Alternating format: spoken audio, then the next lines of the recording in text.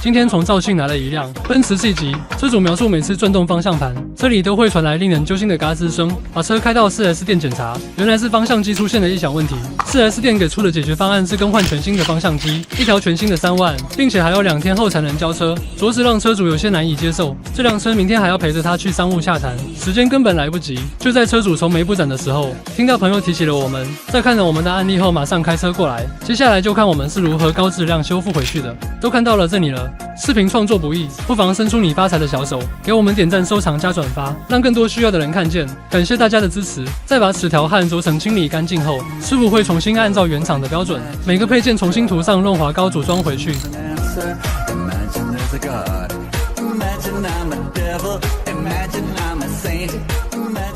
这样的维修收车主3位数一条，你觉得合理吗？评论区告诉我。